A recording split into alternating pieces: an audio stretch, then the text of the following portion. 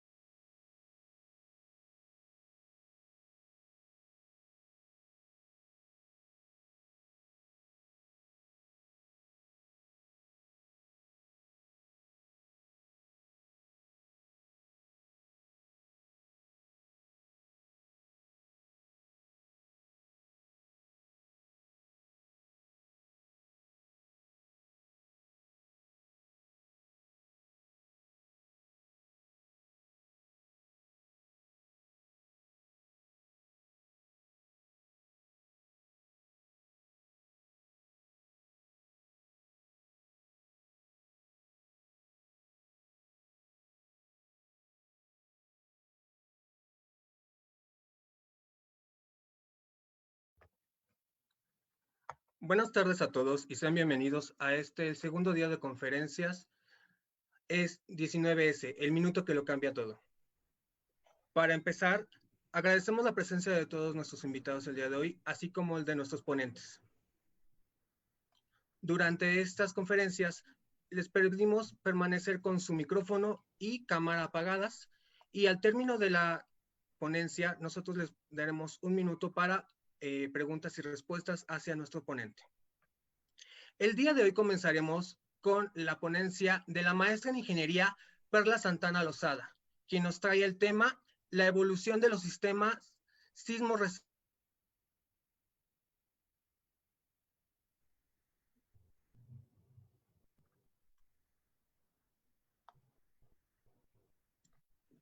La maestra en ingeniería Perla Rafael Santana Lozada es ingeniera civil egresada de la Universidad Iberoamericana con maestría y doctorado en la ingeniería civil de la UNAM.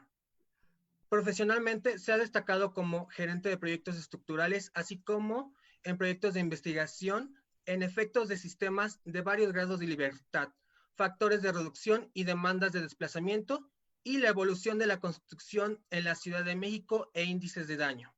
También ha destacado como docente en la Universidad Nacional Autónoma de México y en el Instituto Tecnológico y de Estudios Superiores. Démosle comienzo a la presentación de la ingeniera Perla Lozada.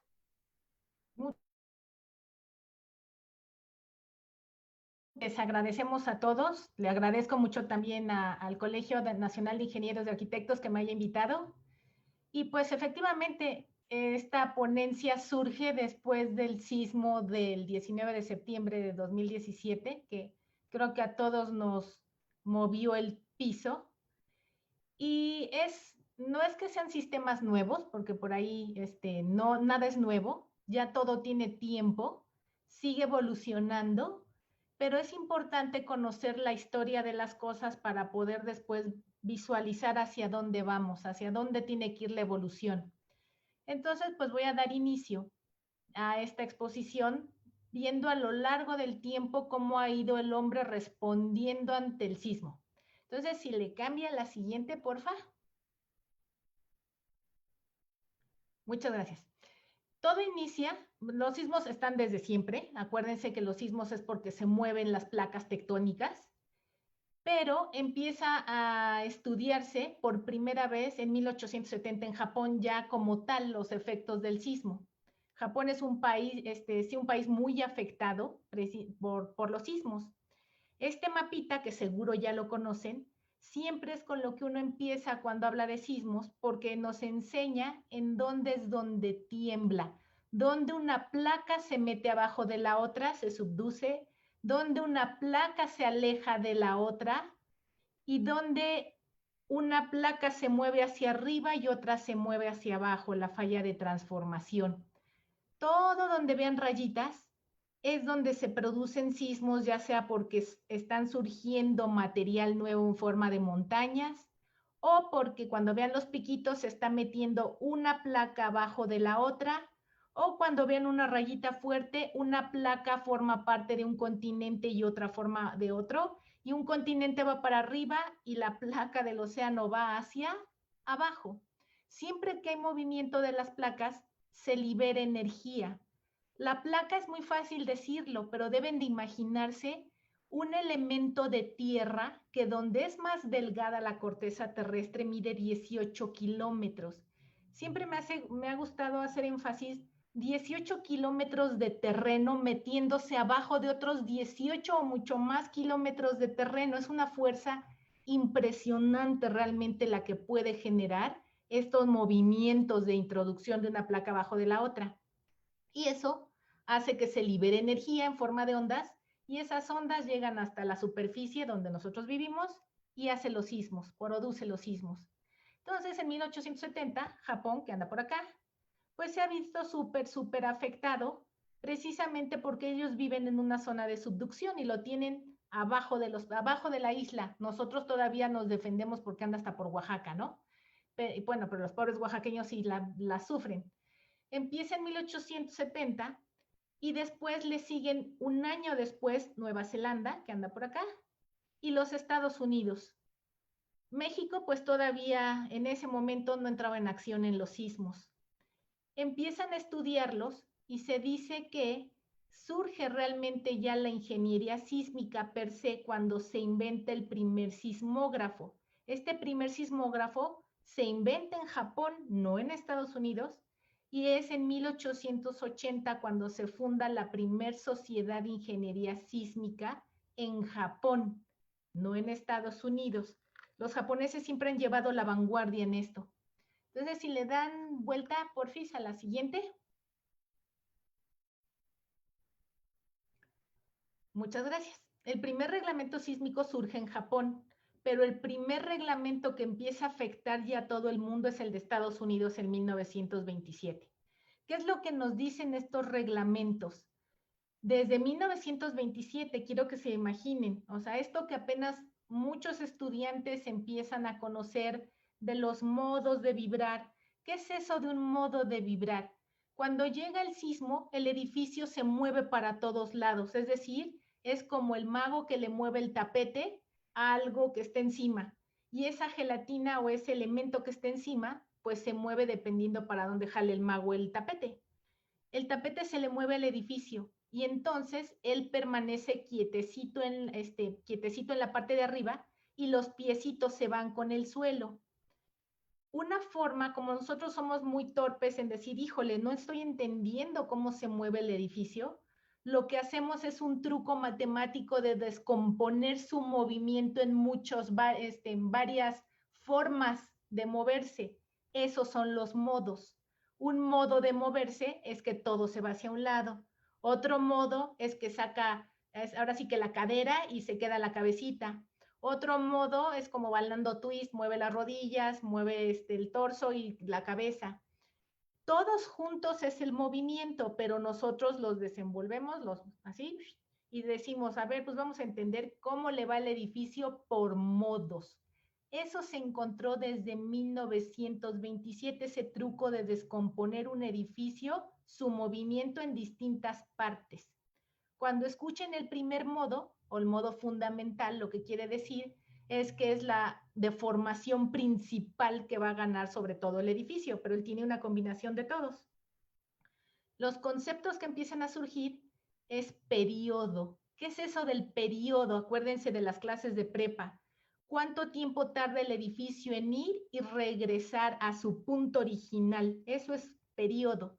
Y depende de su masa, de cuánto está distribuido los pesos y de su rigidez, es decir, qué tan gordas o tan flacas son las columnas que van a defender. También surgió el concepto de modo de vibración, que es lo que les expliqué, cómo agarro y desarrollo el movimiento en varios pedacitos para poder entender todos. Frecuencia es el inverso del periodo. En un lapso de tiempo, ¿cuántas veces va y viene el edificio? Y lo que seguimos manejando en México hoy en día, regularidad. Se dieron cuenta que los edificios que no son regulares presentaban problemas ante el sismo. Si tú concentras más en la parte de arriba, el edificio se va a mover más arriba que abajo. Si tú de repente le quitas un pedazo de área al edificio, justo donde se lo quitaste va a resentir que ya no tiene columnas y se van a concentrar los esfuerzos. Si le dejas un agujero en medio, pues los que tienen que tomar todo para transmitir de un cuerpecito al otro son estos que están aquí y ahí se va a concentrar la fuerza. Eso le llamamos regularidad, que los elementos estructurales no están distribuidos de forma regular y entonces unos van a trabajar más y otros van a trabajar menos. Esto viene desde 1927. Es muy importante que empezamos a ver fechas, ¿no? Porque aún hoy en día cuando vemos condiciones de regularidad del reglamento, ¡ay, qué horror! Puros cuadros vamos a estar haciendo. No, solo es parte de la historia. ¿Por qué empezaron a ver esto? Pues porque presentaban problemas las edificaciones. Entonces, si le da vueltita a la que sigue, porfa.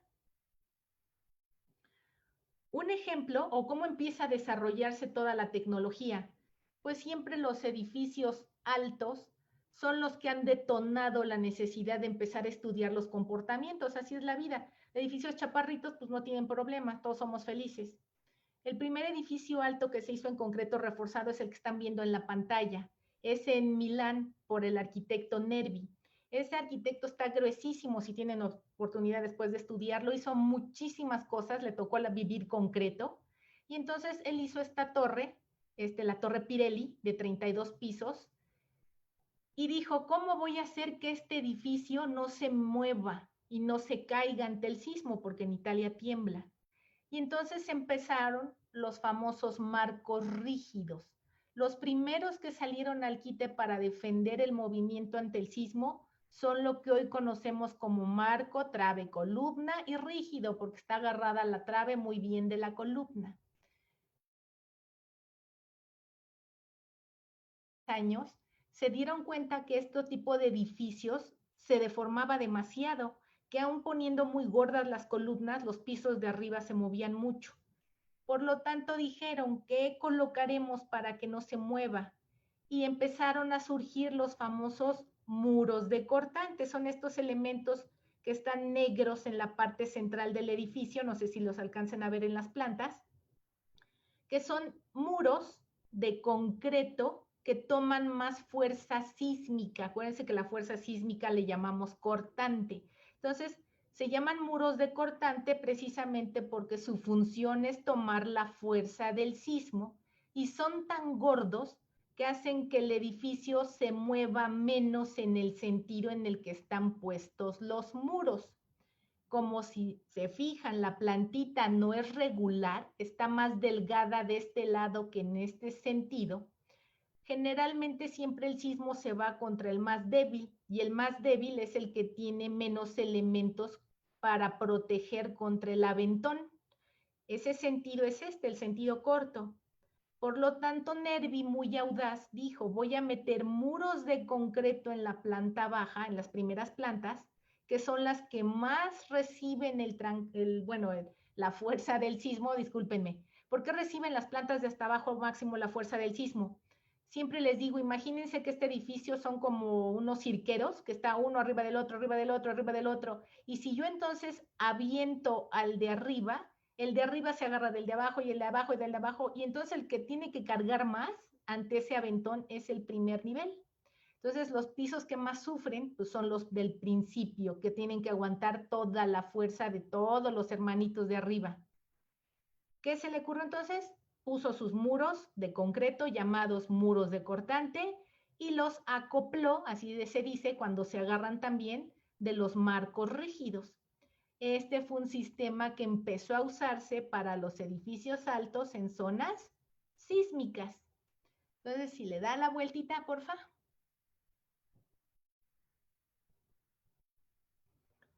Pasó el tiempo y se dieron cuenta que los muros de concreto o estos muros de cortante invadían demasiado las plantas arquitectónicas, eran demasiado, obstruían demasiado, no permitían los claros libres que estaban buscando los arquitectos.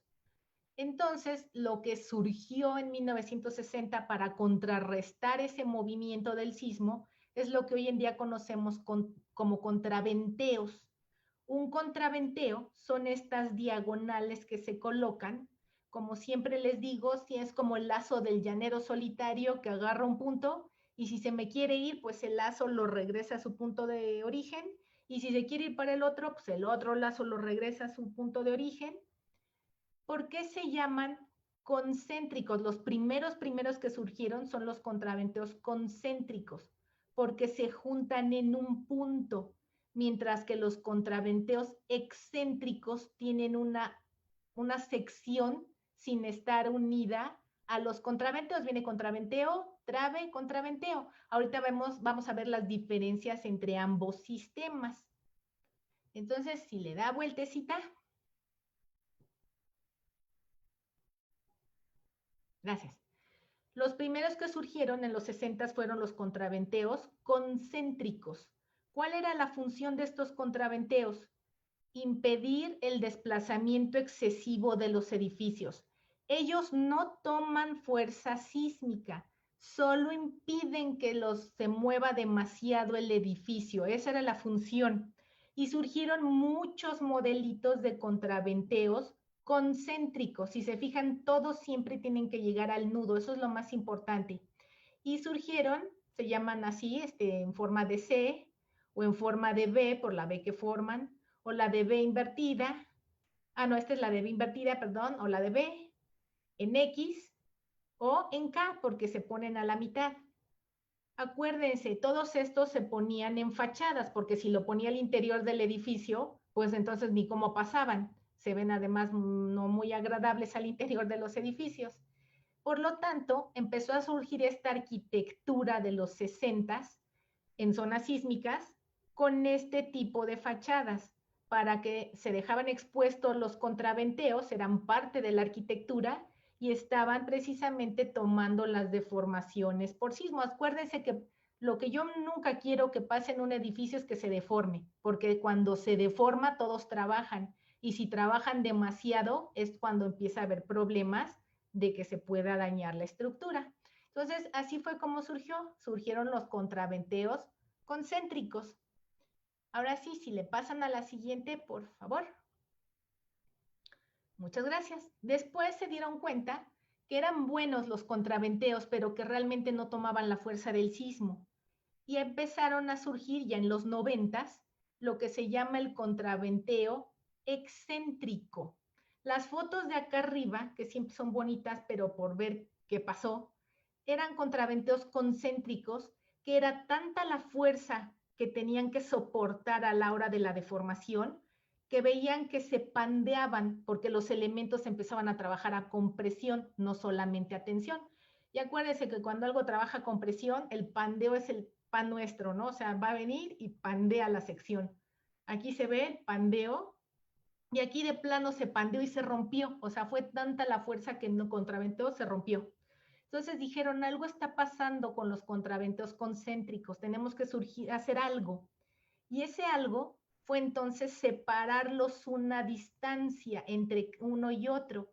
¿Para qué hicieron los contraventeos separados o excéntricos? Porque la idea es que en ese punto se concentre la energía del sismo.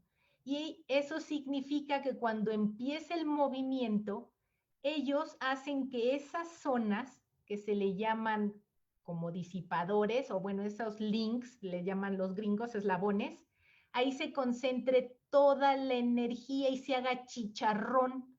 Esa zona, para que no se haga tan fácil chicharrones que se le ponen los contra, ¿cómo se llama? No son los arrastramientos.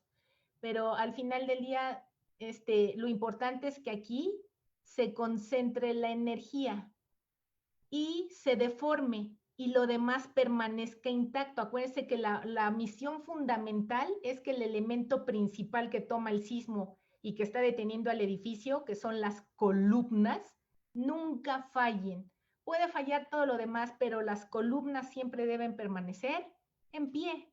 Entonces estas vigas se diseñan especialmente para que ahí se deforme, pero que lo demás se mantenga en un buen estado. Eso era el principio básico de un contraventeo excéntrico. Entonces, siguió el tiempo y si le dan vueltita a la que sigue, evolucionamos y empezaron a surgir los muros de metal. ¿Se acuerdan de esos muros que empecé a hablar con el edificio en Milán, el Pirelli? Eran muros de cortante de concreto. Cuando el acero se volvió accesible, y como bien dice aquí, viendo la manufactura de los barcos, se les ocurrió a los japoneses hacer muros con estructura metálica para tomar la fuerza cortante. Obviamente un muro metálico toma muchísimo más fuerza que lo que pueda tomar un muro de concreto. ¿Cuál es el precio a pagar? Pues son muy caros y además necesitan tener quien los acompañe porque el puro muro, pues no voy a llenar todo de muros de metal. Necesita estar otra vez elementos como los marcos más los muros y poder ver cuánta fuerza empiezan a tomar ellos. Entonces, estos muritos se empezaron a usar en 1970. Si le dan vueltita a la que sigue, porfa.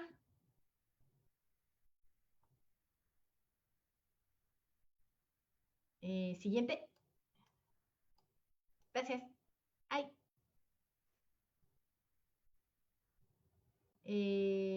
Gracias. Entonces, si llegamos todos hasta ahí, ya llegué ahora a los 70s y a los 80s. ¿Qué sucedió en los 70s y en los 80s? Mucha gente se dio cuenta que si se separaba el edificio del suelo por medio de algún tipo de material, ya los plásticos estaban evolucionados, se podía entonces tener movimientos distintos. A estos se les llaman entonces disipadores de energía o elementos pasivos. Y lo que estamos viendo cuando es en cimentación se le llama aislador de base.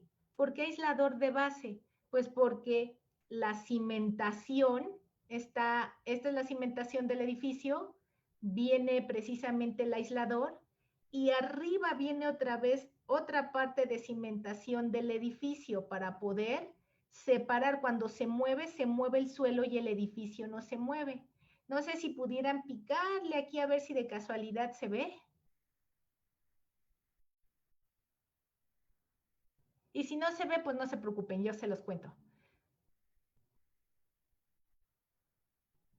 Ahorita lo que van a ver es estos disipadores de energía o estos aisladores de base elastoméricos, porque son de plástico, los prueban, pero a la hora que se prueba se ve muy claro cómo es el funcionamiento. El suelo se mueve y la idea es que la construcción por su propio peso se quede casi inmóvil y soportan gran peso y además hacen que el movimiento en la parte de arriba del edificio sea mínima. Entonces, esto empezó a usarse en Estados Unidos y en Japón desde los 70s y los 80s. Estos aisladores de base eran para construcciones grandes. Después dijeron, bueno, ¿qué va a pasar con las casas chicas? Entonces, si le dan ahora sí vueltita a la que sigue, porfa.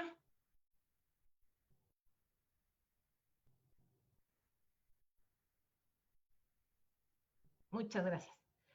Surgieron entonces lo que son aisladores más pequeños que se hacen a partir de mezclas, porque ya ahora sí los polímeros es lo de nosotros hoy en día, se hacen precisamente con polímeros más cauchos y placas metálicas para que tomen la diferencia, ya no son tan masivos y esto se puede aplicar a edificios más cortos. Entonces sí, si le pican a la peliculita, esa es una marca, como hay muchas, pero me gusta la peliculita porque es muy visual cómo es el efecto del edificio cuando tiembla y tiene un aislador en la base. Si se fijan, el edificio del lado izquierdo pues no tiene nada, el del derecho tiene los disipadores de base, empieza a moverse el edificio más del lado izquierdo, me encanta cómo hacen close-up y entonces se les cae encima el librero, se mueve, y aquí en el otro el movimiento es mucho más ligero. ¿Por qué? Porque donde se está concentrando todo el movimiento es precisamente en estos aisladores que corren y toman la fuerza del sismo, bueno, la fuerza de movimiento del suelo con respecto al edificio.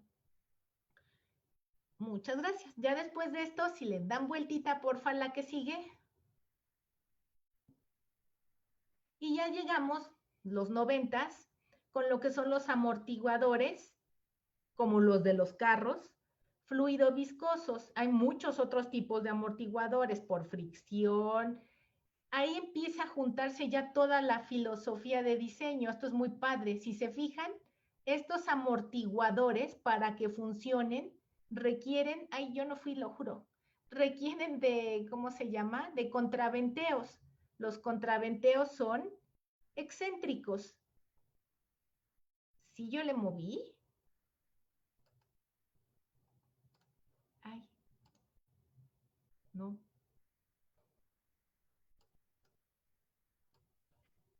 No, en un momento lo ajustó, hubo un pequeño Ay, fallo. sí, no se preocupen, ya, le dejé de picar.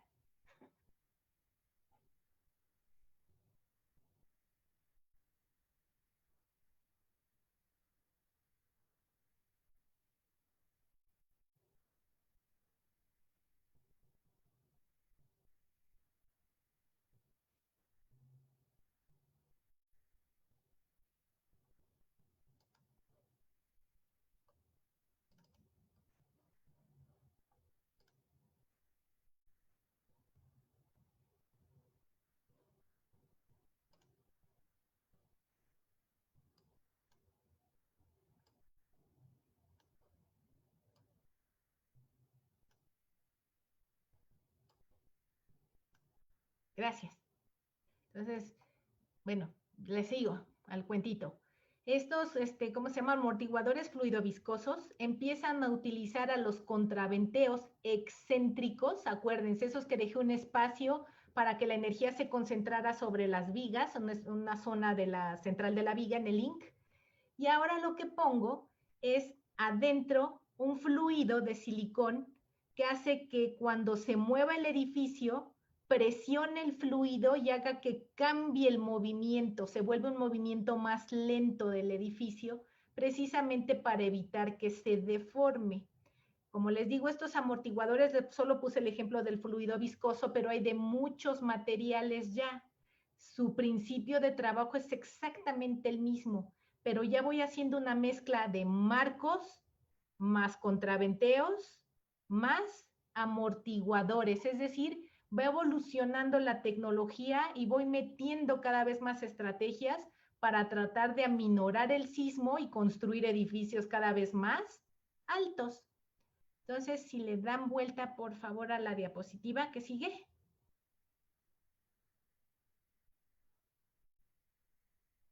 Gracias. Para no aburrirlos, entonces ya empiezo a ver ejemplos. La torre CCTV en China es un ejemplo de verdad a lo que se puede hacer hoy en día. Hoy en día se puede hacer lo que ustedes quieran, siempre y cuando tengan dinero y sea algo que valga la pena. Este proyecto, como ven, China es una zona muy sísmica, es muy fuerte sísmicamente, es irregular, si se fijan, la torre se levanta, tiene unos volados donde se concentra. El diseño estructural lo hizo una compañía muy famosa, OB Arup, que ya tiene muchos años de experiencia, pero lo interesante es que para tomar el sismo metieron precisamente este tipo de contraventeos evolucionados adentro de esas zonas donde tenían que encontrar la construcción una armadura con otra. Fíjense que los entrepisos son armaduras, o sea, ya no son traves ni columnas, son barras por todos lados para poder detener los volados. Aquí como se los pongo, son una altura de 243 metros, 51 pisos. Diseñaron especialmente para un sismo que venga en 2475 años. Eso, para que se den una idea, es un sismo que ocurra cada Corpus y San Juan, es decir, metieron una fuerza de sismo muy fuerte, más allá de lo que nosotros conocemos, ¿sale? Entonces, si le dan vueltita a la que sigue, por favor. Ahí está, en esta foto, me encanta, para que se den cuenta del tamaño de las secciones del que estamos hablando. Por eso les digo, fíjense el tamaño del chinito que está ahí parado de gorrito amarillo. La sección que está formando el entrepiso le da al chinito casi a la altura del más arriba de la cintura. Estamos hablando, y son secciones en armadura, o sea, están formando triángulos por todos lados. Son secciones que mínimo, minimorum, por más chiquito que esté el chinito que está ahí, miden 1 metro, ¿sale? Entonces, vemos la parte central. Justo aquí está la zona del link o el eslabón que se va a mover, se ve hasta la articulación, para cuando pueda moverse o tenga que moverse esa zona, pueda disipar la energía del sismo. Es impresionante lo que ya se logra hoy en día con la tecnología que tenemos. Lo que está a un lado solo es ilustrativo, me encanta verlo, son las columnas, o sea, el tamaño de cimentación y columna que va a llegar precisamente de uno de N elementos que tiene allá adentro para poder soportar la fuerza del sismo y el edificio y de este proyecto. Entonces, si le dan vueltita a la que sigue, por favor. Van a decir, ay, pero esos son los chinos. México, aunque ustedes no lo crean, también ha aportado mucho en este aspecto a la ingeniería sísmica. Y entonces lo que estamos viendo ahí, el primero que surgió en Latinoamérica, diseñado para sismo y que ha logrado soportarlos tranquilamente, es la Torre Latinoamericana. El doctor Sebart fue una eminencia que no solo estudió el suelo y no solo estudió el sismo, sino que además se dedicó a hacer un muy buen cálculo, un muy buen diseño para que tengamos ese edificio hoy en día todavía en perfecto estado.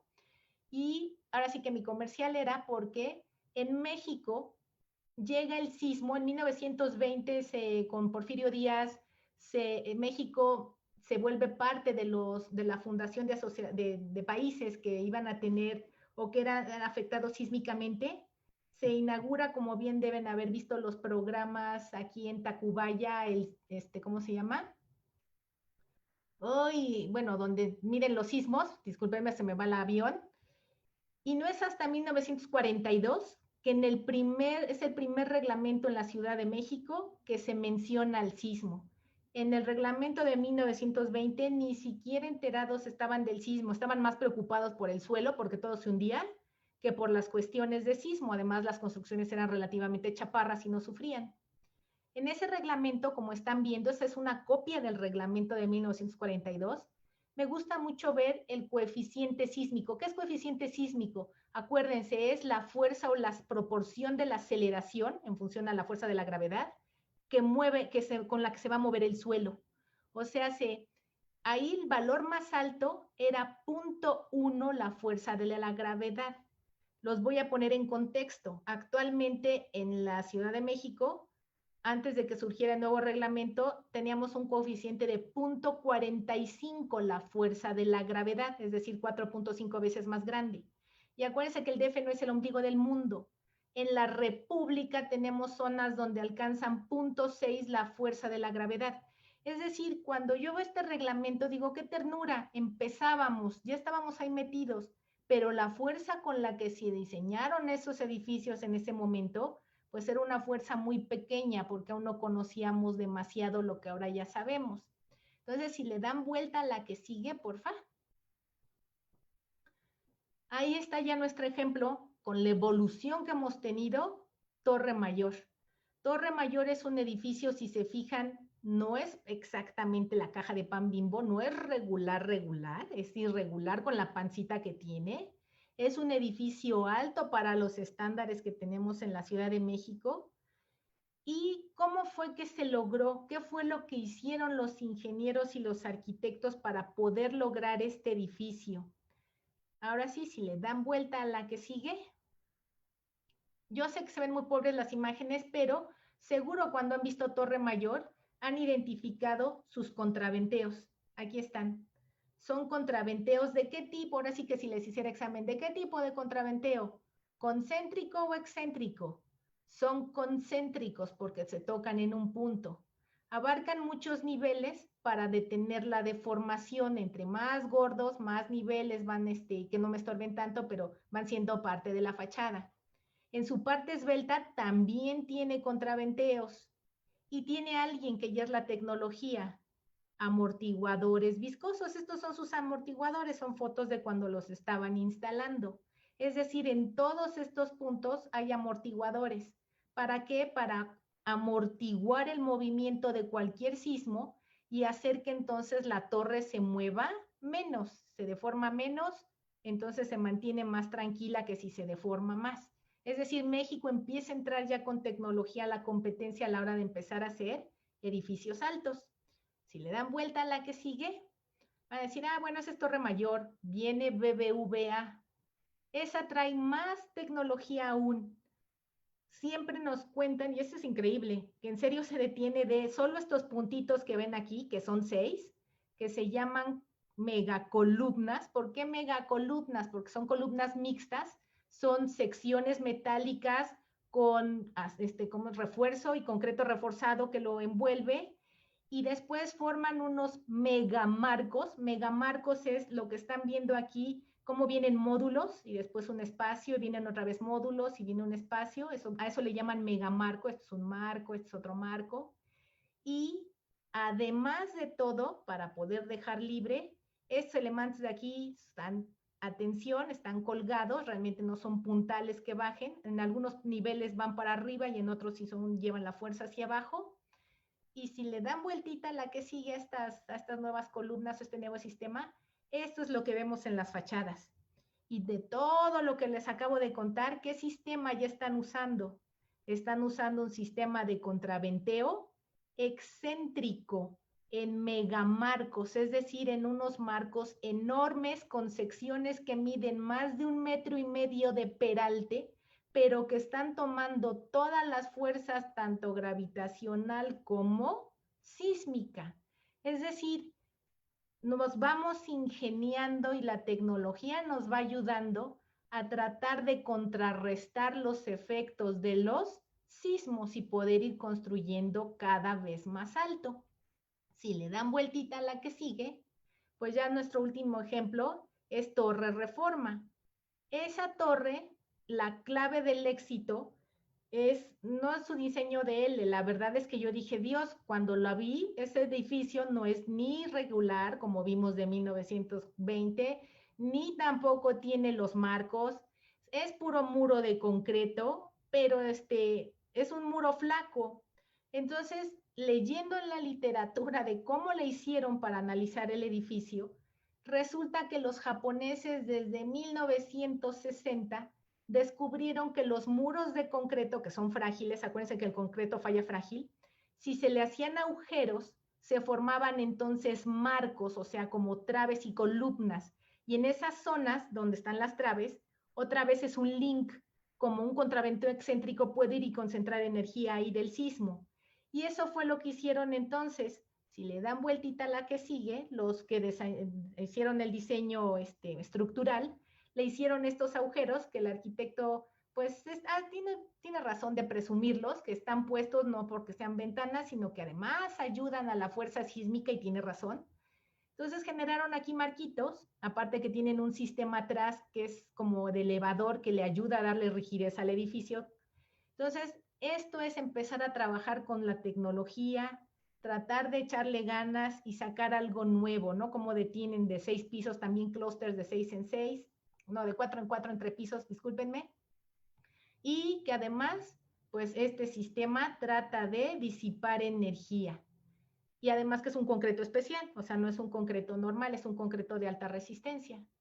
Entonces, si así le dan vueltita a la que sigue para no cansarlos más, pues las conclusiones. Los sistemas, tanto estructurales, constructivos, van evolucionando con los materiales.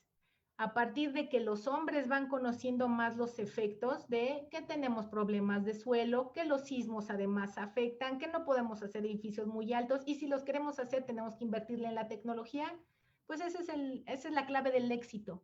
Siempre, como les dije, es voltear a ver hacia atrás qué hemos hecho, qué tenemos y hacia dónde podemos ir. Y creo que México puede aportar tecnología como lo ha hecho en ingeniería sísmica, solo es un poquito de echarle ganas, ¿no? Y de voluntad. Y pues bueno, eso sería todo. Muchas gracias.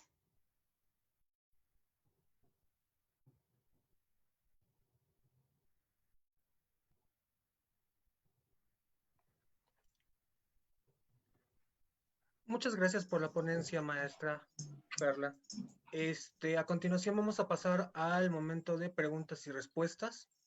Les recordamos para realizar una pregunta, a favor de escribirla en el chat de la conversación y posteriormente se le dará lectura para que la maestra aquí la pueda leer.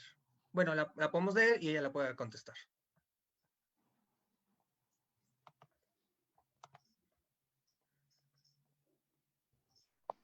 Pero ¿qué cree? Que no tienen dudas, como en clase.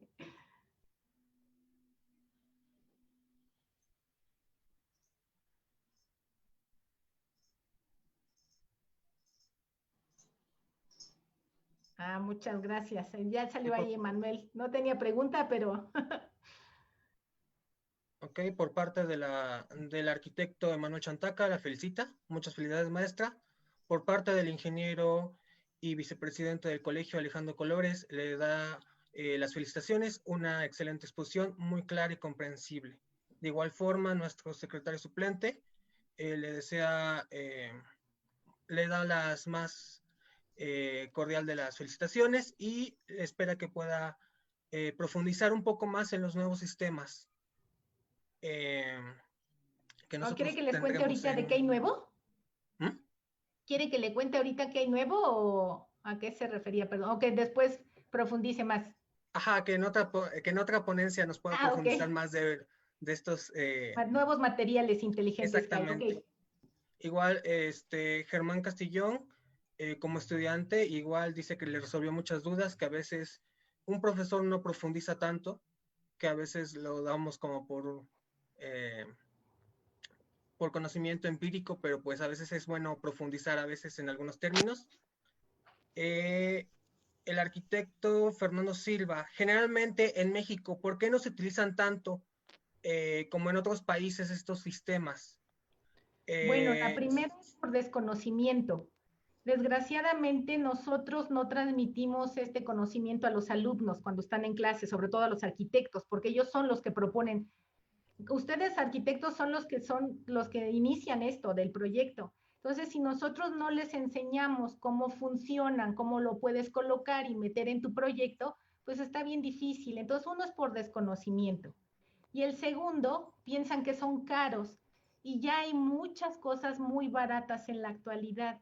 Entonces, yo sí los invito a que entren en Super Google y pregúntenle a Google, van a ver muchas marcas que ya hay, muchas empresas que se dedican a ponerlos, y ahora sí que, pues, no es más que aventurarnos para ver que sí funcionan. Ahora sí que, como siempre le digo a mis niños, sí funcionan. Lo único es tenerles fe, ¿no? Porque sí, ya están muy probados.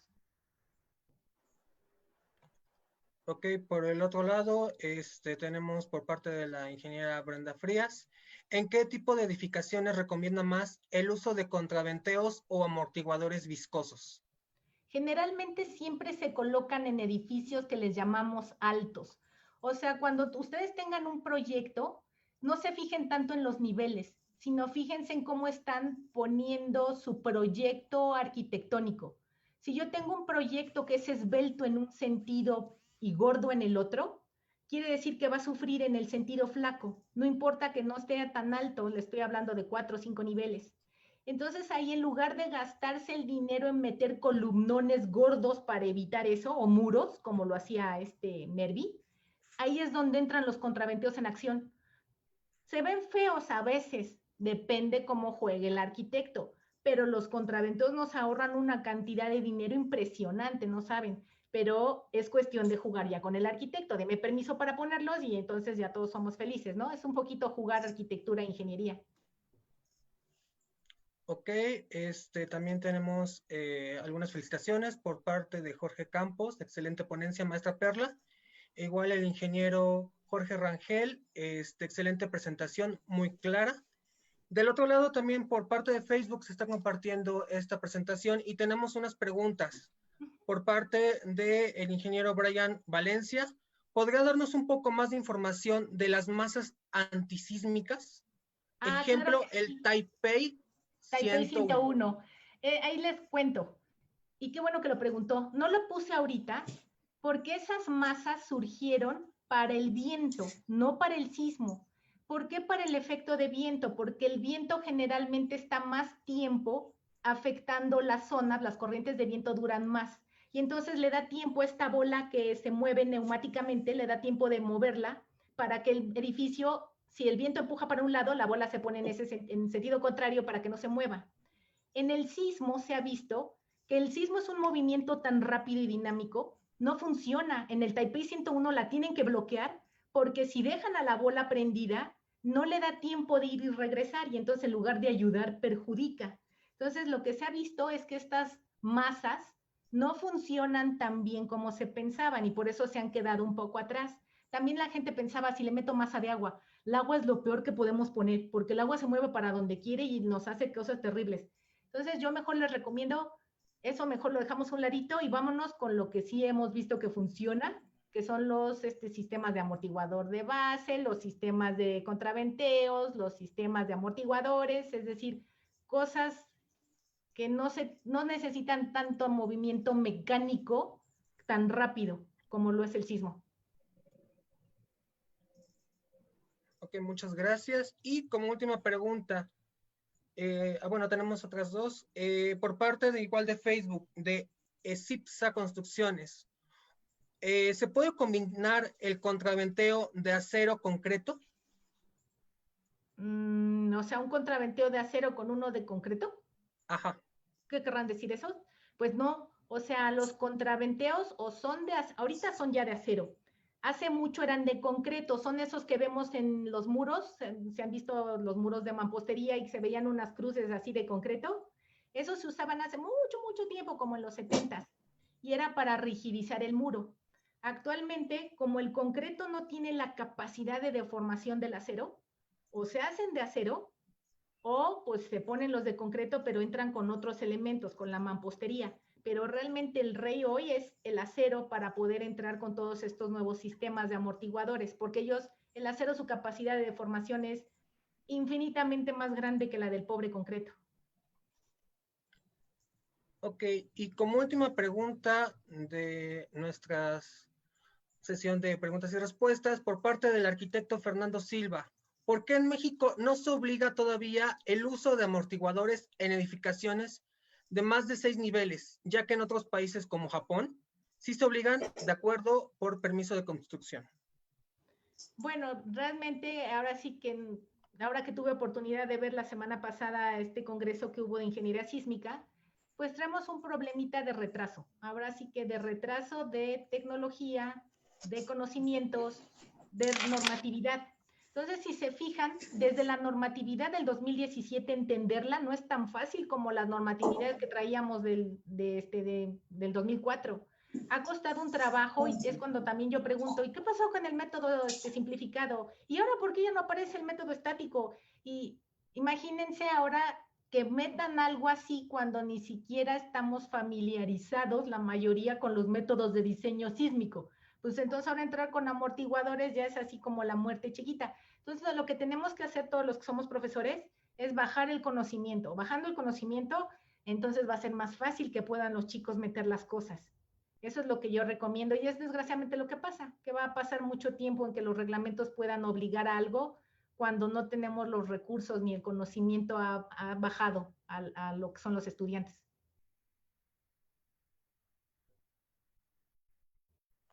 Ok, pues con esto terminamos la sesión de preguntas y respuestas. Muchas gracias, maestra Perla. Le agradecemos mucho la ponencia el día de hoy y pues esperemos que nos pueda seguir compartiendo sus conocimientos en ponencias pues posteriores. No, pues al contrario, muchísimas gracias. Muchísimas gracias. Ahora, a continuación, pasaremos a nuestra segunda ponencia del día de hoy. De igual forma, los reconocimientos se les enviarán vía correo electrónico a cada uno de nuestros ponentes y pasaremos con nuestra siguiente conferencia, que está a cargo de el arquitecto Cristian David Carvajal García, que nos presentará el tema de evaluación físico-mecánica de los agregados finos para morteros de junteo. ¿Qué tal? Buenas tardes a todos los organizadores y a quienes nos están sintonizando a través de las diferentes plataformas. Y bueno, viene la presentación por parte de ti, Jorge. Sí, así es. Presentando al arquitecto Cristian Carvajal, es arquitecto egresado de la UNAM, es egresado de la Universidad Autónoma del Estado de México, maestren en arquitectura en pensamiento y producción científico-tecnológico por parte de la UNAM. Como profesionista se ha destacado como director general de empresas en el ámbito de la construcción y ha trabajado en diferentes líneas de investigación como el análisis de las propiedades mecánicas del mortero durante su proceso de secado, el análisis de la fisuración y retracción en morteros y el diseño de mezclas en morteros. Ahora sí, le damos la palabra al arquitecto Cristian. ¿Qué tal? Muy buenas tardes. Y bueno, vamos a iniciar con la parte de lo que es la evaluación físico-mecánica de agregados que involucran dentro de las mezclas de mortero. Si me puedes apoyar con la siguiente diapositiva, por favor.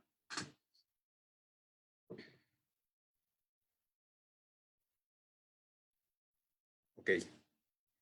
Alguna vez creo que muchos de ustedes y de todos los que nos involucramos dentro de la industria de la construcción, pues hemos percibido y hemos observado este tipo de patologías que muchas veces son piedritas en el zapato y muchas veces recriminadas por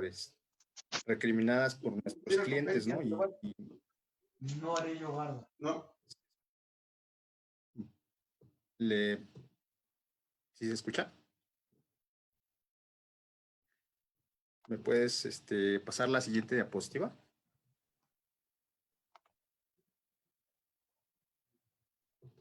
Y bueno, pues esta es la expresión que muchos de nosotros hacemos al ver este tipo de fenómenos en las construcciones, sobre todo en los acabados y en los elementos de mampostería en muros. Creo que algunos de ustedes se han de sentir identificados, pero en esta idea, pues también su servidor tuvo la inquietud por descubrir qué era lo que generaba este tipo de fenómenos y explorar a través de una búsqueda a fondo de cómo se comportan estos fenómenos. ¿Me acompañas con la siguiente diapositiva, por favor? Y bueno, pues el mortero es parte esencial dentro del sistema constructivo de mamposterías y Los orígenes del mismo material vienen desde la época romana, donde se empezó a utilizar en las primeras edificaciones, ya que el material servía como un elemento para unir dos piezas y un sinfín de números de bloques modulares. Esto, a su vez, nos dio la definición de que, o más bien la conformación de este material, involucraba el 75% de un agregado, un 20% de conglomerante y 5% de aglutinante, en este caso el agua. Es parte esencial con estos tres elementos para conformar al mortero. Y bueno, ¿me apoyas con la siguiente, por favor?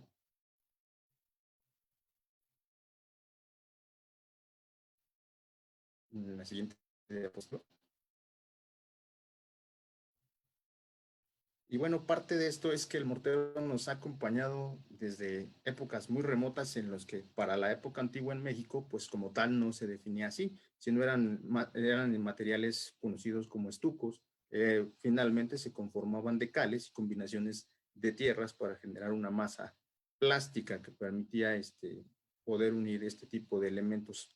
Y hasta el día de hoy, este material ha sufrido una evolución a lo largo de los años. Y esto aunado a que la industria de la construcción hoy en día busca mejorar sus capacidades mecánicas, abaratarlo. Y sin embargo, en esta búsqueda, bueno, la industria cementera pues ha luchado a capa y espada por proporcionar un material ideal. Pero, sin embargo, en esta búsqueda, ellos han descuidado en esta exploración algo tan elemental como es la parte de un agregado, que es lo que vamos a analizar en esta presentación. Si me permites, la siguiente diapositiva. Y esto va encaminado a que en los años 50 se pensaba que el material cementante como el concreto y el mortero eran materiales que eran para toda la vida, o esa era la definición de un inicio.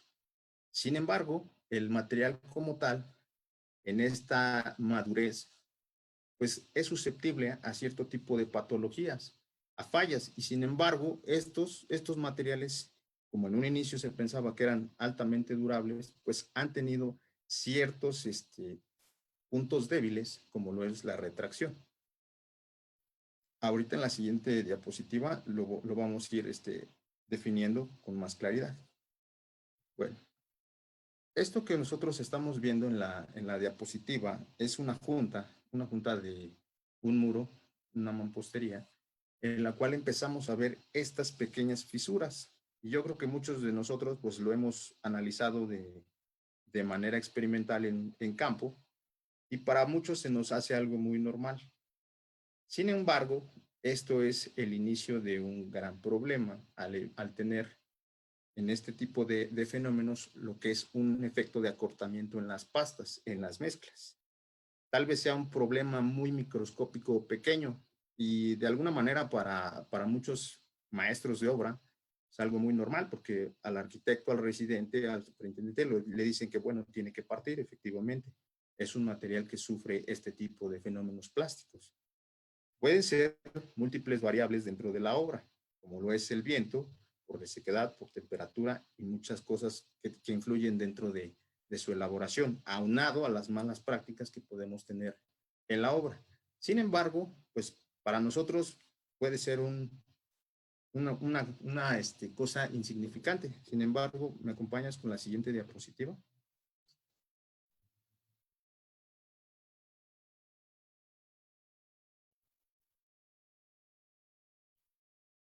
La siguiente diapositiva.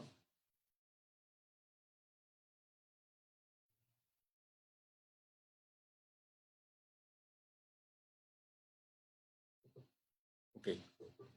Volvemos a ver y analizar. No, una anterior, por favor.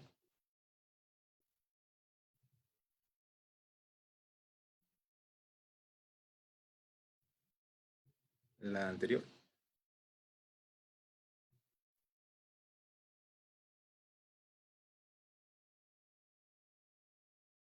Ok. Empezamos a analizar este efecto por acortamiento en el famoso cambio de volumen de la pasta. Este es un fenómeno que se enfrenta, o más bien que se puede representar directamente en el mortero, todavía más temprano en el mortero que en el concreto, debido a que en la literatura se ha analizado que es el material que nos permite analizar con mayor detenimiento la fisura. Es decir, que si queremos explorar todo lo que es el fenómeno de fisuramiento o de agrietamiento, el mortero es el material base para poder analizar este tipo de fenómenos. Sin embargo, aquí la búsqueda tiene que ver con qué sucede después de que este tipo de microfisuramientos o agrietamientos comienzan en las juntas constructivas, más bien en las juntas de los muros. Bueno, pues en la siguiente diapositiva, que ya se nos adelantó, vemos los efectos que puede producir este tipo de desprendimiento o acortamiento de la pasta.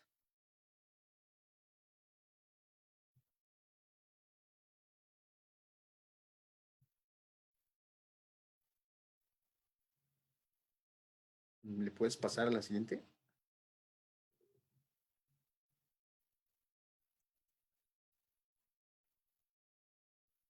Ok. Aquí es donde analizamos estos efectos, o más bien patológicos, donde tenemos pérdida de rigidez en muros, desprendimientos y daños prematuros. Es decir, que el material, cuando tiene un proceso hasta cierto punto deficiente en el proceso de elaboración, podemos reducir su tiempo de vida útil cuando este material lo que nos exige dentro de los reglamentos es precisamente el tema de calidad.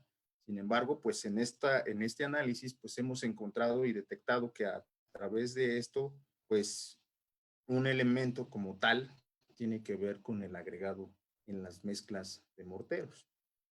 ¿Me permites la siguiente diapositiva?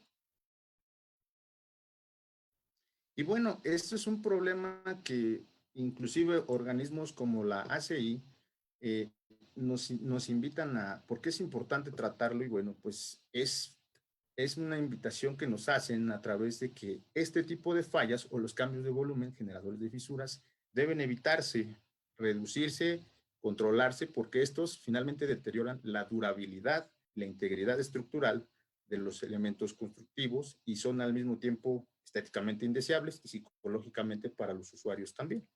Entonces, aquí una razón importante para ir a explorar sobre este tipo de fenómenos y qué es lo que lo desencadena. ¿Me regalas la siguiente diapositiva, por favor? Y bueno, este es algo que más que una llamada de atención para nosotros, porque dentro de este ámbito de lo que es el cambio climático y todo, pues debemos generar una conciencia con el uso y la moderación del cemento, porque finalmente este material es un generador altamente contaminante debido a que su producción por cada tonelada de cemento se está arrojando una tonelada de CO2, lo cual es importante para nosotros el uso razonable y moderado del cemento en la industria. De aquí la importancia también dentro de esta investigación. Ahora, la siguiente diapositiva, si me lo permites.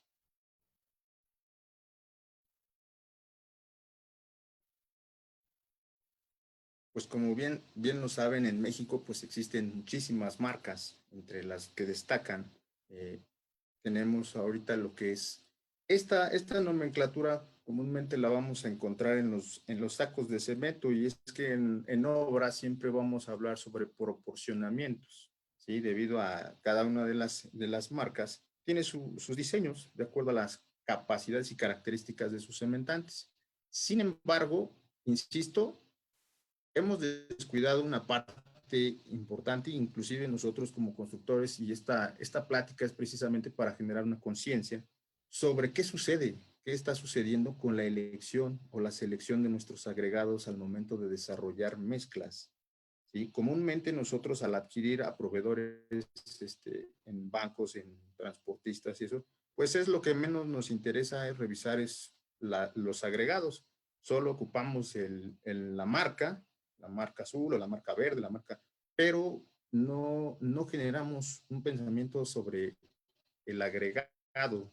Comúnmente siempre por receta y eso por el maestro albañil, nos vamos guiando, nos vamos apoyando un poquito. Sin embargo, pues se ha detectado a través de esta investigación desarrollada en laboratorio que los agregados son detonantes de falla a pesar de que antiguamente la literatura mencionaba que eran inertes, es decir, que no tenían reacción alguna en las mezclas o que no afectaban. Sin embargo, a través de esto nos hemos percatado que algunos tienen mayor y otros menor incidencia en ciertos fenómenos de retracción y sobre todo, en el cambio de volumen. La siguiente, por favor. Y bueno, aquí es donde nosotros hacemos un análisis práctico donde vemos la parte del sistema constructivo, donde tenemos el cemento, la arena y el agua, y vemos el espesor que deben de tener las distintas juntas. Aquí, bueno, es parte de un esquema donde estamos desarrollando más bien donde se expresa el uso del material dentro de la industria. Sin embargo, nos vamos a percatar, y aquí quiero hacer un paréntesis sobre, nos hemos detenido a pensar un poquito en el tema del agua, o al menos nosotros como constructores revisamos la calidad del agua, cómo viene, hacemos mediciones, pues eso desgraciadamente no se desarrolla, no se hace, simplemente lo que obtenemos en obra y a cómo va. Sin embargo, existen normas reguladoras a donde nos solicitan tener una característica de agua especial que no exceda las 500 partículas por millón y que debe contener un cierto pH. ¿Esto por qué razón? Porque al combinarse el agua con el cemento y el agregado, se generan intersticios y reacciones en las cuales si el agua es más ácida o menor y con cierto número mayor a las partículas permitidas, bueno, pues se van a generar separaciones de las moléculas cementantes tricálcicas, lo cual va a generar que el material pierda su calidad y al mismo tiempo va a tener ciertas fallas y en muchos casos prematuras. La siguiente, si me lo permites.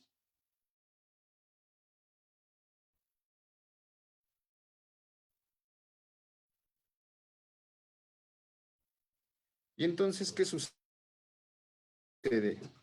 Bueno, lo que tenemos a la mano, la arena, el mortero y el agua, y vámonos directo a lo que es el junteo.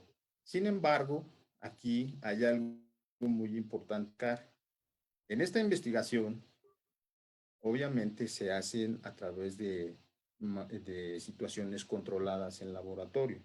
Esto por la situación de que pues, tenemos que controlar la variable de temperatura. En esta imagen gráfica, la temperatura que está en obra estaba rondando los 28 grados. Esta es la zona centro, en la zona de Toluca. Sin embargo, aquí hay un detalle.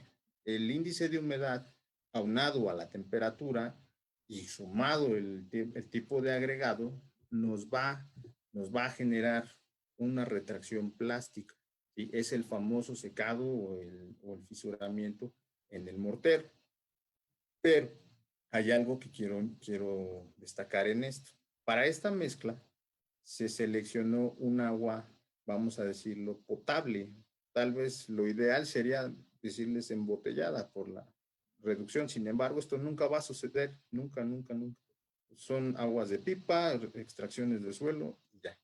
Pero les voy a pedir que me regales la siguiente diapositiva.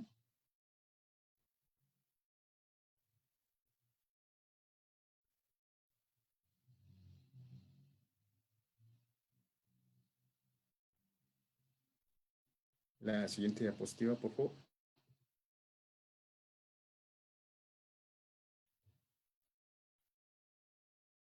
Bien. Aquí quiero hacerles más bien una invitación a revisar con detenimiento la arena, o sea, ¿qué logran percibir? Una cosa es mirarla y la observación directa sobre el agregado. Muchas veces pues no sabemos realmente cuál es el proceso o la extracción, simplemente esperamos a que venga el camión y ya. Sin embargo, tiene mucho que ver desde el proceso de cómo se extrae el material y cómo se transporta y qué índice de humedad, o más bien si la arena viene mojada o viene seca. Lo común debería ser, y eso por norma, que los agregados deben de tener un mínimo de humedad del 25%. ¿Sí? Estos agregados deben de llegar secos a tu obra para que tus proporciones no fallen. Sin embargo, vamos a decirlo, en tiempo de lluvia se te mojó el agregado, seguiste la receta del maestro, entonces ya hay un aumento de agua, lo cual se va a ver reducido en el tipo de resistencia. La resistencia se reduce cuanto mayor es la cantidad de agua. Es bien importante cuidar esa relación. El agua y el cemento debe de ser muy estable, así como las relaciones en el noviazgo. Entonces, si me acompañas con la siguiente diapositiva.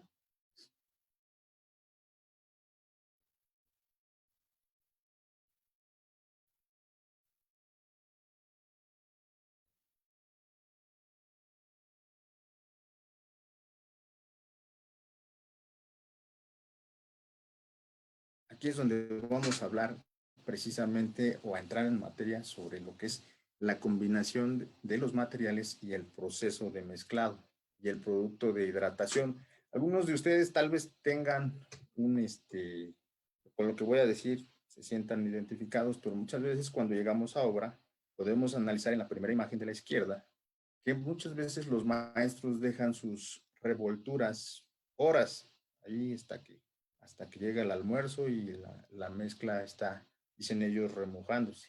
Sin embargo, quiero decirles que en este proceso de mezclado el tiempo es oro para determinar la calidad de una mezcla. Debido a que una vez que el agua entra en contacto con el cemento, se generan estos productos de hidratación. Esta imagen microscópica está en la parte derecha. Tiene que ver mucho con el comportamiento de los intersticios. Aquí es la relación que empiezan a tener los aluminatos junto con el agua. De aquí la importancia que les menciono en un inicio, el cuidado de la calidad del agua, pero también la relación que debe de tener con el agregado. ¿Sí? Son reacciones exotérmicas. En la definición tiene que ver porque se generan temperaturas altas en el interior, en la parte molecular de la mezcla. Y aunado a que sucede, y eso es un común denominador, en obra el maestro regresa y le vuelve a echar más agua, estamos generando un choque térmico, ¿sí? Lo cual se va a ver afectado en la parte del producto de hidratación. De ahí la importancia de cuidar. Una vez elaborado, entrado en contacto el agua, vámonos directo a hacer el proceso de mezclado y la colocación. Hay que cuidar también el elemento de pieza para poder generar un bajo, o más bien eliminar la parte de absorción del agua, ¿sí? En las piezas de junteo. Y aquí es algo muy que deben de procurar al momento de desarrollar sus mezclas. Es decir, como una recomendación, una vez que se está desarrollando, cuidar su calidad en agua, su agregado. Y voy a sonar un poco exagerado, pero muchas veces el tema del agregado es, insisto, algo que para muchos es inherente o inclusive poco usual cuidarlo. Muchas veces el agregado llega sucio, llega contaminado y aún así el maestro lo jala y vámonos, o sea, a pegar.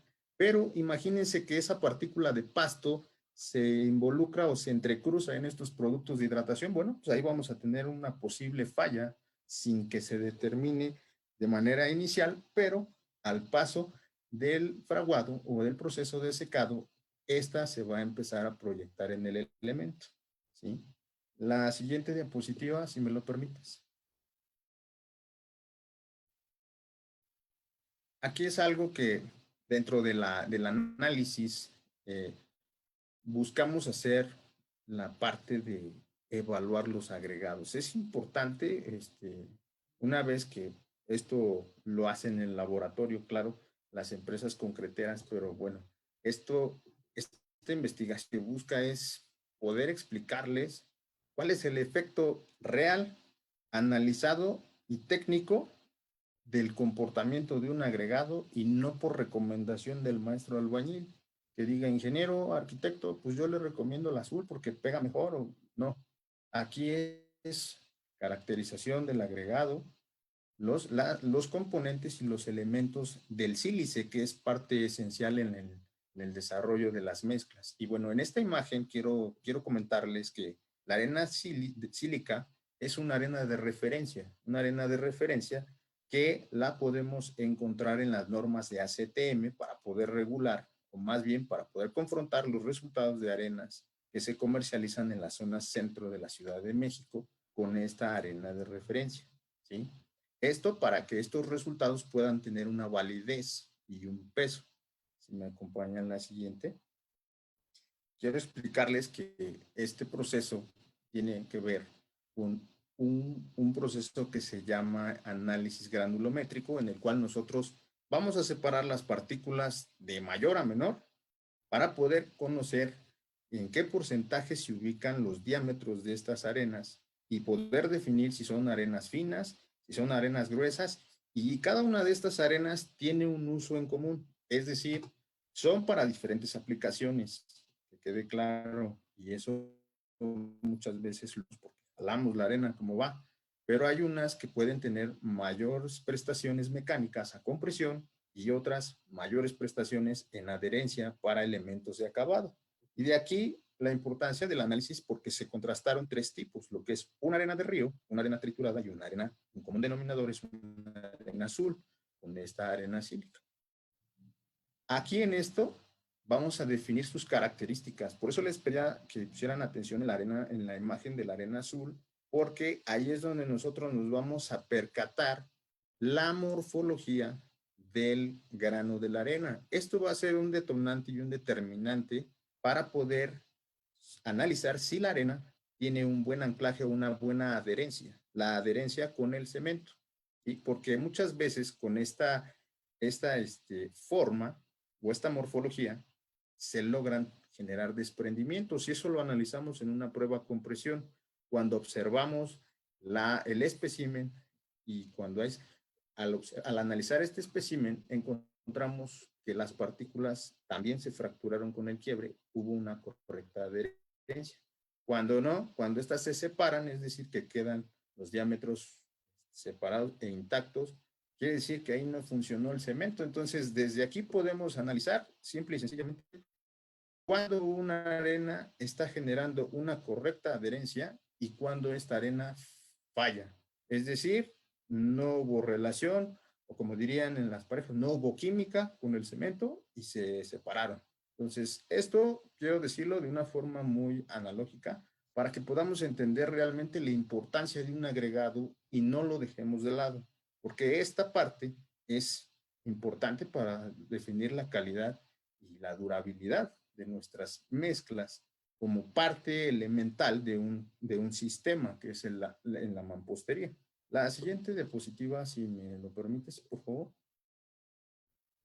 Aquí, bueno, finalmente se hace un arrastre en lo que les comentaba sobre las cantidades de los diámetros que se establecen en las normas de ACTM. Esta es una norma de la ACTM 033, a donde podemos analizar lo que es la parte granulométrica. ¿Por qué es importante saberlo? Porque aquí vamos a definir lo que se denomina el módulo de finura, que tiene que ver con el tamaño del diámetro y poder definir si la arena es muy fina o si es muy fina. Es bien establecido en esta norma que esos parámetros deben de estar entre 2.1 y 3.1. Es decir, en el módulo no debe de salir de esos márgenes, porque se puede decir que ya son arenas que pasan a ser agregados gruesos o que no se pueden utilizar o definir como arenas. ¿Sí? En la siguiente diapositiva, si me lo permites. Bueno, aquí es donde voy y quiero que analicemos esta gráfica de la izquierda porque es la curva granulométrica.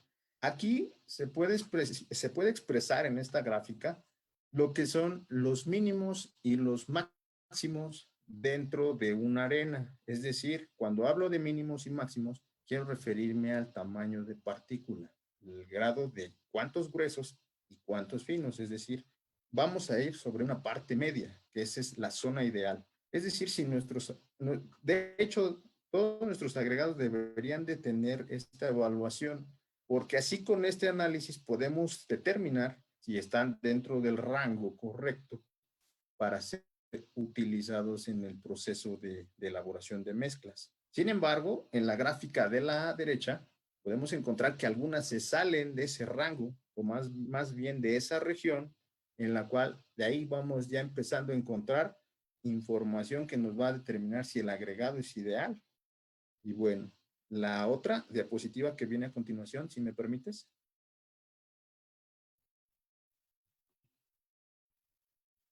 tiene que ver con una definición. Bueno, para hacer este análisis, dentro de la norma de ACTM 109, nos abocamos al diseño de mezcla. Quiero hacer un paréntesis. Cuando hablamos de relación agua-cemento, es lo mismo una traducción en el tiempo real de lo que es proporcionamiento.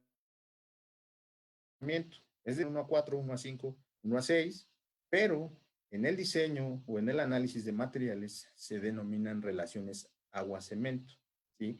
¿Cuánto cemento va a tener en proporción a la cantidad del agua? Entonces, para esta evaluación, nos seleccionamos una relación .487 definida dentro de las normas, en la cual en el cuadrito de abajo se analiza la cantidad de cemento por la cantidad de arena y el proporcionamiento de agua, ¿sí? Es decir, aquí evaluamos una mezcla con un agregado, ¿sí? En esta imagen gráfica podemos encontrar el porcentaje de humedad y la temperatura a la que fue realizada esta prueba. Esto es importante, insisto, son análisis bajo controles de laboratorio.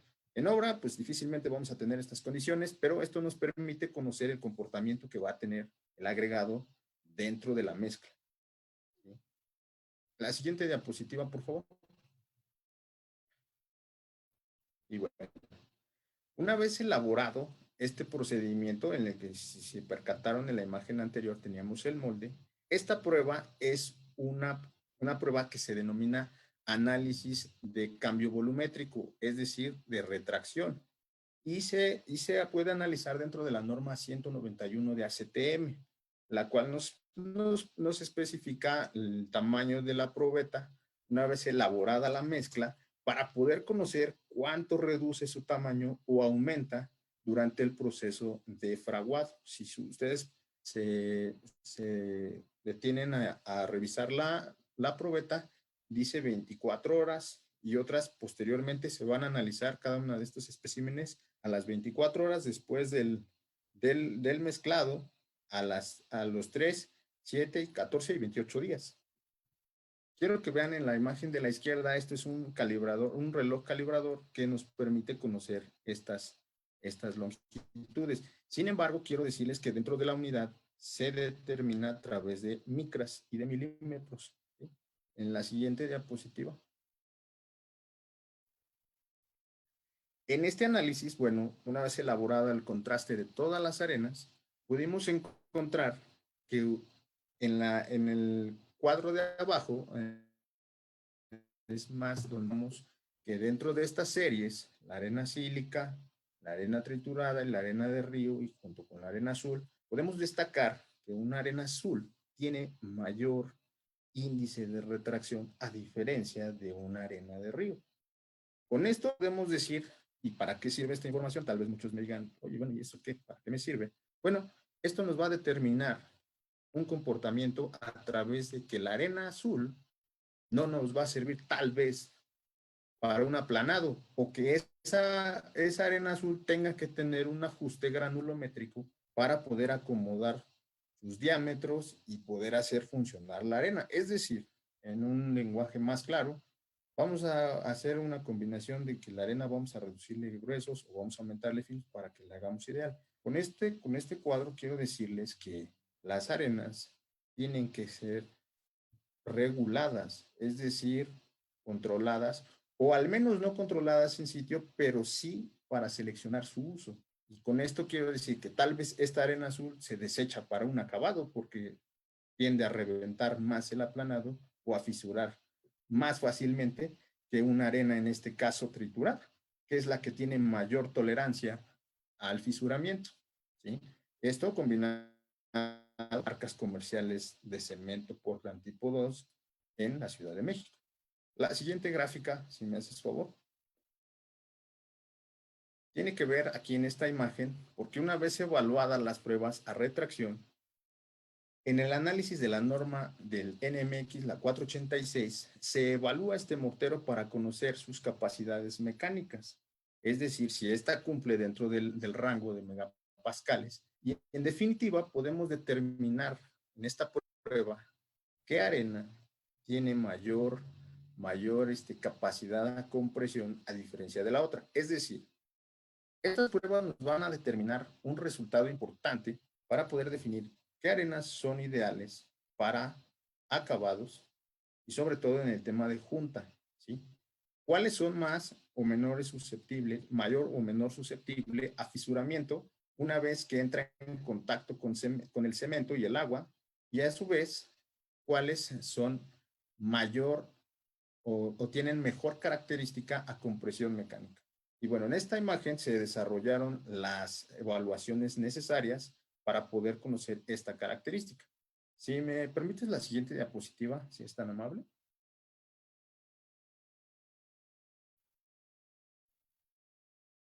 Aquí, una vez que se desarrolla esta combinación de cementos junto con los diferentes agregados, podemos encontrar realmente a través de números y de desviaciones cómo en esta gráfica las arenas azules son menos, pues digamos que están en un rango medio a compresión, a diferencia de una arena de río. Es decir, con esto podemos determinar que arenas de río o provenientes de manera natural, con esa dureza, con esa capacidad, son mejores en el comportamiento a compresión, ¿sí? Lo cual va a determinar en el cálculo estructural que, por ejemplo, para los ingenieros, este tipo de agregados funcionan mejor a compresión y tal vez las arenas trituradas funcionan mucho mejor para acabados. Esto finalmente nos puede dar pauta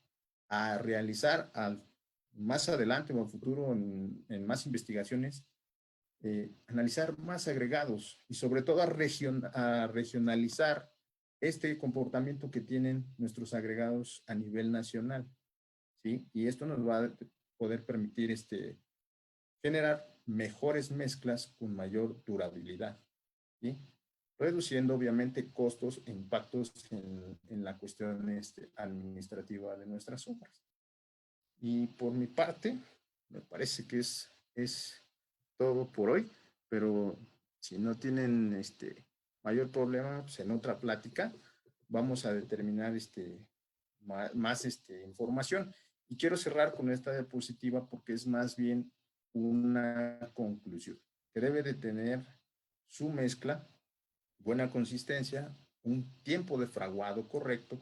¿Y eso cómo se logra? Pues sí, efectivamente, apurando al maestro a colocar su mezcla antes de que pase la hora 30 del proceso o la reacción exotérmica para que este material pueda tener un correcto funcionamiento y a su vez obtener una buena solidez y al mismo tiempo una resistencia. Creo que es todo por hoy. No sé si tengan alguna duda.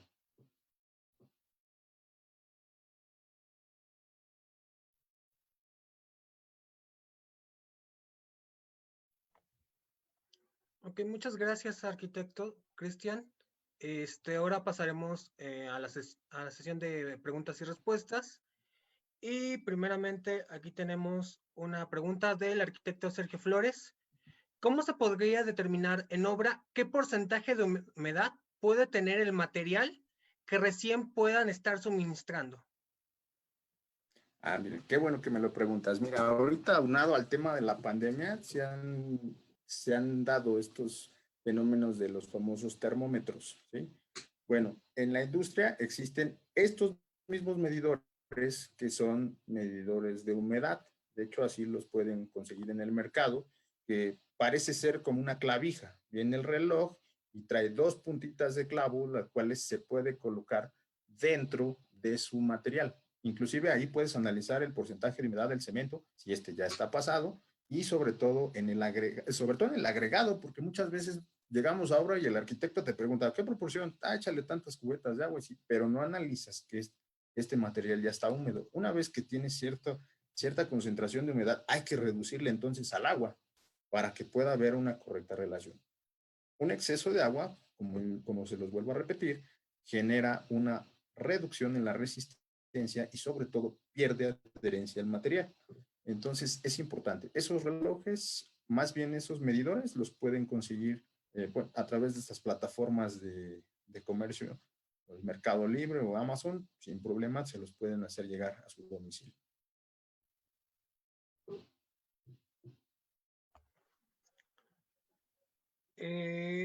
Por parte del arquitecto Carlos Sebastián Guerrero, muchas gracias por su conocimiento. Generalmente nos dice el maestro, hay que esperar a que quiebre. Gracias por todo. Así es, efectivamente. Sí, sí, quiero decirlo, es algo, es un común denominador. Y creo que sucede en la mayor parte de las obras en las que una justificación bárbara es esperar a que reviente. Sí, pero ese reventar tiene mucho que ver, insisto, con el proceso de elaboración y la selección de los materiales. Algunos tal vez no revienten del todo o al menos en el espesor de fisuramiento sea menor. Ok, tenemos otra pregunta por parte del arquitecto Fernando Silva. De acuerdo con sus investigaciones, ¿qué tipo de material para usted es el ideal para elevar la resistencia de un muro cuando este ya tiene varios años de haber sido construido? Bueno, para esto primero se tiene que hacer como tal un análisis, sobre todo en laboratorio, para extraer una proporción o un pedazo de la mezcla, en este caso del muro, y poder analizar inclusive el proceso o el diseño de mezcla que tuvo ese material. En estos casos, como yo se los menciono, en estos resultados encontramos que algunos agregados son para esfuerzos mecánicos a compresión y otros en acabados. Aquí entonces tendremos que definir, de acuerdo al comportamiento, en este caso del muro, que posiblemente la selección ideal sea un agregado en río. Ahora quiero hacer un paréntesis. Cuando preguntamos sobre qué materiales, bueno, y sobre todo en marcas, yo les puedo decir que todos funcionan, inclusive todos los agregados sirven, pero sí se tienen que ajustar, es decir, le vamos a tener que ir dando un ajuste al proporcionamiento o al acomodo de partícula para que hagamos funcionar cualquier agregado. Es más tardado, obviamente en obra es un poco más complejo, pero de que se puede lograr con un control, inclusive en lo que el común denominador le dicen en el cernido. Vaya, una vez cernido esto, podemos ir controlando y poder tomar cada partícula para poder acomodar un agregado con ciertas capacidades. Y eso, bueno, pues eso se realiza en laboratorio, de acuerdo a las características que logre en este caso la rehabilitación. Bueno, pues ahí se puede desarrollar un diseño de mezcla adaptado a ese sistema.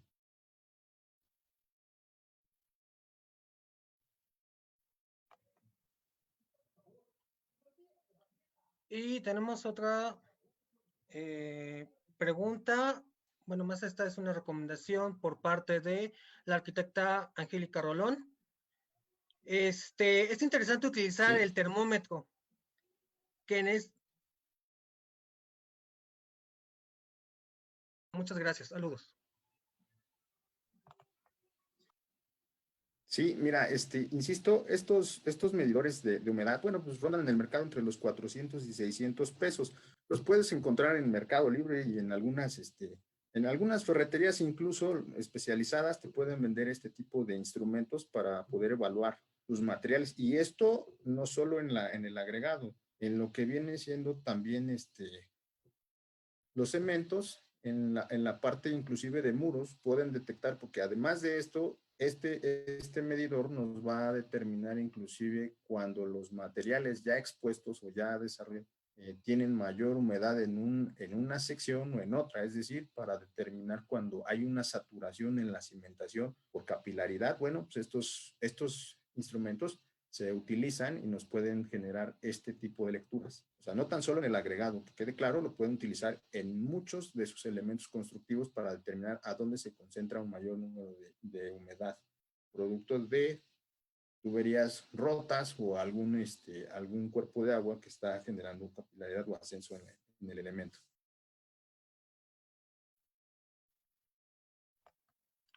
Ok, igual por parte del arquitecto Fernando Silva, le da las felicitaciones y muchas gracias por su ponencia. Sí. Y pues creo que con esto sería todo, terminando la sesión de preguntas y respuestas. Muchas gracias, arquitecto Cristian Carvajal, por su presentación. A continuación, como término, presentaremos los reconocimientos que se le enviarán a nuestros ponentes vía correo electrónica por su participación durante dicha semana, durante el ciclo de conferencias 19S, el minuto que todo lo cambia. Claro que sí. Gracias a ustedes.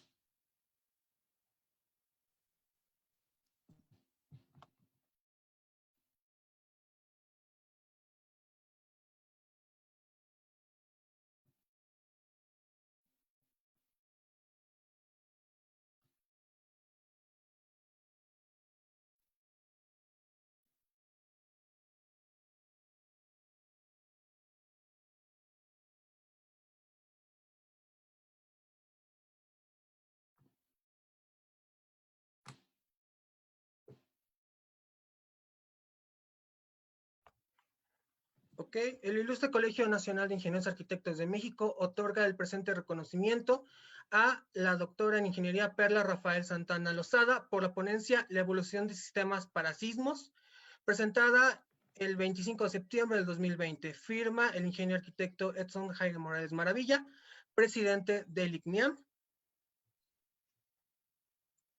Y de igual forma,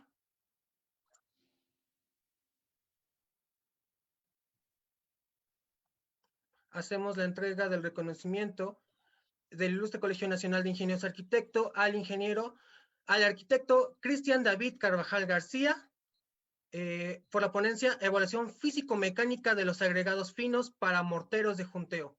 25 de septiembre del 2020, igualmente firma el ingeniero arquitecto Edson Morales Maravilla, presidente del Ilustre Colegio. Muchas gracias a todos por acompañarnos el día de hoy en nuestro segundo día del ciclo de ponencias 19S, el minuto que todo lo cambia. Los invitamos a nuestros demás días que tenemos programados con más ponencias y más temas interesantes en el ámbito de la ingeniería sísmica y cómo podemos prevenir o evitar los desastres para nuestras edificaciones. Muchas gracias a todos por asistir. Buena tarde.